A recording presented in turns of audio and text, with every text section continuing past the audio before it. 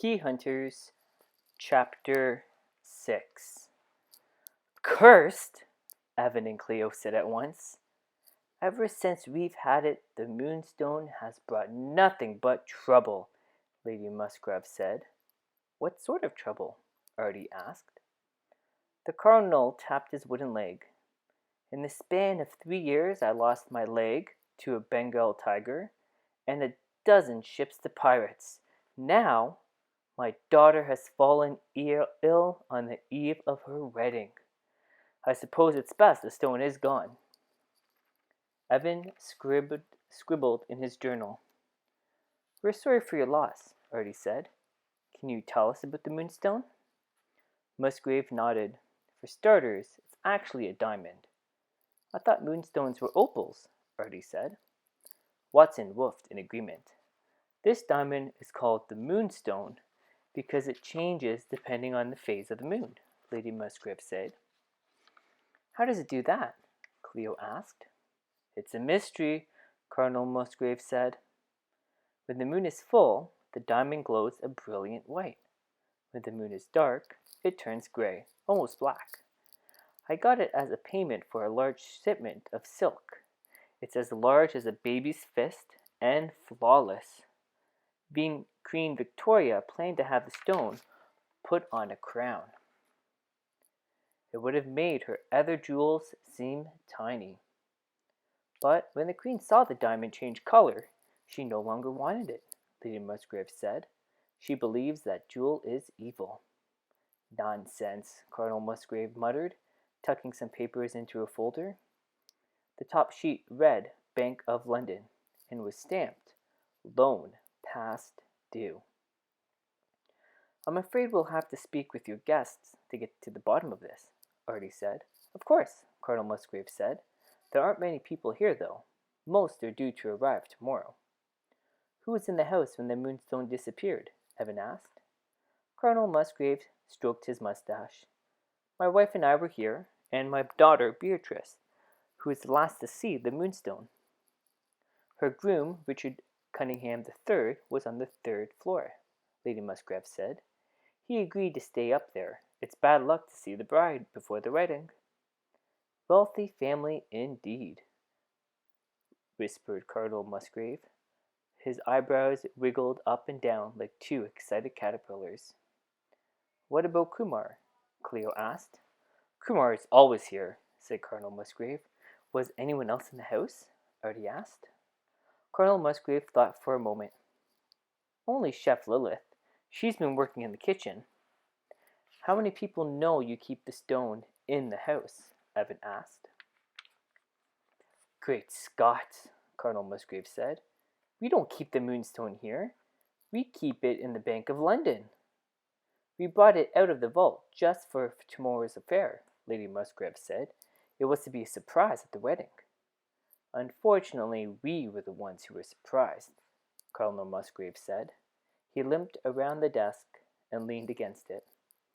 So the people who knew the diamond was here are the people in this very house? Artie said. Colonel Musgrave thought for a moment. Just us and our banker, Jules Worthington IV. He dropped it off earlier today. Does everyone have a number after their name? Cleo whispered to Evan. Are there any other items of value in the house? Artie asked. Only our grandfather clock, the Cardinal said. It was a gift from the Queen herself, Lady Musgrave said. It's at the top of the stairs on the 2nd floor. Splendid, Artie said.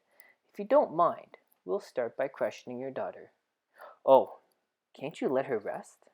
Lady Musgrave said Lady Musgrave. She's ill and under great stress. Anyhow, Beatrice would never steal. That may be true, Artie said, but we need to be thorough. She was the last one to see the Moonstone. Very well, Colonel Musgrave said. She's upstairs in her bedroom. As Evan, Cleo, and Artie left the room, they bumped into a thin man wearing a silk top hat. He had the shiniest fingernails Evan had ever seen.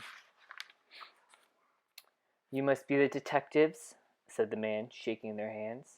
I'm Jules Worthington, Cardinal Musgrave's banker. The bank is eager to see the stone returned. Now, please excuse me, I must speak with the Cardinal Musgrave. I understand, Artie said. However, we do have some questions first. Worthington pulled a gold pocket watch from his vest and glanced at it.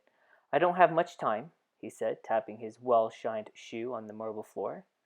It'll only take a moment, Cleo said. Worthington glanced at his watch again. Of course, he said, anything to help. You were in charge of bringing the Moonstone here, Evan asked. Worthington nodded. Our security team delivered the stone in an iron lockbox. We searched the house, gave the Moonstone to the Musgraves, and left. Then I returned to the bank. My secretary can tell you I didn't leave until I found out about the theft.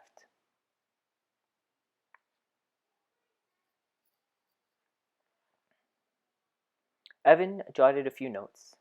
What's the value of the Moonstone? Cleo asked. It's priceless, Worthington said. But let's say you were trying to sell it, Cleo said. Worthington rubbed his chin. It's insured for more than £1 million. Artie gasped. Evan stopped scribbling in the journal. Watson drooled. That's pretty heavy, Cleo said. Pounds are dollars in England, Evan said. Oh, Cleo said. Then that's a lot of money. Indeed, Worthington said. He glanced at his watch and then looked out the towering window. The moon still hung red in the sky. Now I must speak with Colonel Musgrave. It's urgent.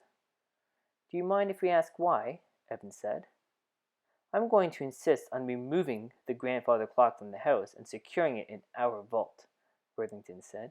As long as this mystery remains unsolved, we must be careful. The security team will be here before midnight, and I will oversee the job myself. I'm sorry, this can't wait any longer. Worthington pushed past them and disappeared into Musgrave's study.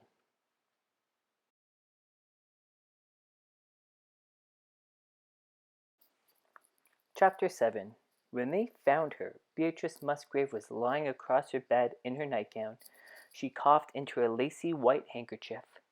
I was planning to wear the Moonstone in my wedding tiara tomorrow, she wailed. Now the diamond is gone, and I've come down with a case of the croup. She coughed again. Evan didn't think it sounded very serious. When was the last time you saw the Moonstone? Artie asked. Nearly 2 hours ago, she said. I placed it on my pillow when I fetched some glue. She pointed to a bottle on the nightstand. Goopy golden liquid dripped down the side. Why did you need glue? Evan asked. How else could I attach the diamond to my tiara? Beatrice said. When I returned, the Moonstone was gone. Was anyone else here? Cleo asked. Only me, Beatrice said. Kumar entered holding a silver tray. Your tea, Miss Beatrice. Thank you, Beatrice said. Kumar, Artie said. Where were you when the stone disappeared? In the kitchen, stirring the soup with Chef Lilith. He held out his arms. You can see it on my sleeves. Beatrice poured cream into her tea. Kumar didn't steal the Moonstone, she said. He's practically family. Someone stole it, Artie said. Someone in this very house. Beatrice coughed again and then leaned towards them. I know who did it. Who? Evan and Cleo said at once. Beatrice held the back of her hand to her forehead. I can't say, she cried dramatically. Watson quietly woofed at her. All right, I'll tell you. She held her handkerchief to her face. Last week, I overheard a conversation. The person said getting his hands on that gem is the most important thing in his life. Who said that? Demanded Artie. Who stole the Moonstone? Beatrice's hands were shaking so much her teacup rattled against her saucer. My fiancé stole the Musgrave Moonstone. It was Richard Cunningham III. Evan, Cleo, and Artie made their way towards the second-floor landing, where a stairway led to Cunningham's room. Gas lamps lit the hallway, and the deep blood-red moon filled the window at the top of the stairs. Oh, the grandfather clock, Cleo said. Let's have a look. At least 8 feet high, the clock towered above them. The base was made of 4 carved stags, whose antlers supported the case above. Behind a glass door hung gleaming chimes and a long brass pendulum that swung back and forth. Above that, a silver clock face stared out, as large as a pizza pan and encircled by gems of every color. At the top, a large red ruby glinted at the 12 o'clock mark. That's one fancy clock, Evan said. Artie climbed on a chair and looked closely at the lowermost gem. Fancy, but fake, he said. Fake? Cleo said. We studied gemology in police training, Artie said. Those stones may look lovely, but they aren't worth much. They continued across the landing. The entry hall stretched below them. Their footsteps echoed on the floor. There sure are a whole lot of suspects, Evan said. And a lot of opportunity, Cleo added. People have been running all over the house to get ready for the wedding. Evan opened his journal. There's Kumar, Beatrice, Cunningham, Chef Lilith, Lady Musgrave, and Colonel Musgrave himself. You don't think Colonel and Lady Musgrave would steal their own gem, do you? Cleo said. You can never rule someone out until you can rule him or her out for sure, Artie said. Worthington told us the gem was insured for over £1,000,000. That means if we don't find the diamond, Musgrave gets the money. Colonel Musgrave has money problems, Evan said. I saw past due dates on his desk. But what about Cunningham? Cleo said. Beatrice said, let's speak to him before we draw conclusions, Artie said. And what about the banker? Evan offered, adding Worthington to his list. He knew the Moonstone was here, too. The chandelier above them jingled. Cleo looked up. Before she could say anything, it began to fall. She shoved Evan and Artie and dove out of the way. The chandelier missed them by inches, smashing on the floor. Shards of crystal flew everywhere. Artie scrambled to investigate. The chandelier was twisted wreck. That was close, Evan said. What are the chances the chandelier would drop right when we were walking underneath it? Artie examined the rope that had fastened it to the ceiling. The chances were good, he said. Someone cut this rope. Where's Watson? Cleo asked worriedly. They heard a wolf from the far side of the hallway. Watson was sniffing at the bottom edge of a curtain. Artie pulled it aside to reveal a hook on the wall. A frayed rope hung from it. This is where the person cut the rope, Artie said.